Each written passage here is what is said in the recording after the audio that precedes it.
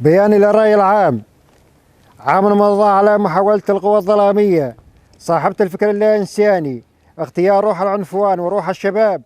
للوطن الذي ما زال يعاني ويلات الحروب من خلال الجريمة البشعة التي ارتكبتها هذه القوة بحق من يناضل في سبيل بناء السلام، وهم باقة من ياسمين سورية أعضاء حزب سوريا المستقبل في مجلس ناحية ريف الباب أثناء تأديتهم واجبهم الوطني ومهامهم الحزبية الرفاق زكريا عبد الجبار وبشار الحاج بكور، الذي كانوا مثال الشبيبة السياسية المنظمة الذين ساروا على نهج من سبقهم في حمل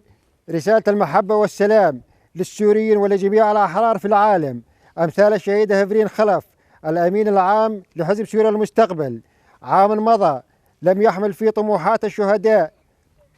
في حل الخلافات وإنهاء الصراعات وتجفيف شلال الدم، بل حمل معه المزيد من الممارسات التي عمقت الجراحات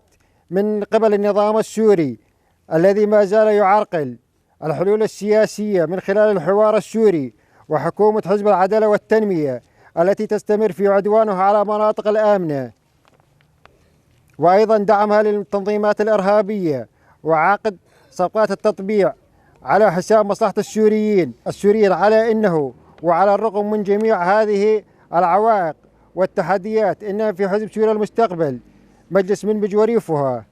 ومن أمام المكان الذي حدثت فيها المجزرة البشعة نجدد عهدنا لوطننا وأبناء وطننا الأحرار وشهداؤنا زكريا وبشار وجميع الشهداء الحرية أننا أيضا أكثر عزيمة وإصرار على استكمال مشروعنا الوطني الديمقراطي الذي يبني سوريا المستقبل، سوريا التعددية الديمقراطية اللامركزية، من خلال تكثيفنا لجهودنا وتطوير النضال الحزبي والتحامنا بكافة أبناء الشعب لكي نؤسس مجتمع سياسي أخلاقي يكون جواب للمرحلة. وأخيرا المجد والخلود للشهداء والشفاء العاجل للجرحى. عاشت سوريا تعددية ديمقراطية لا مركزية. حزب سوريا المستقبل، مجلس منبج، ناحية ريف الباب، 12/1/2023.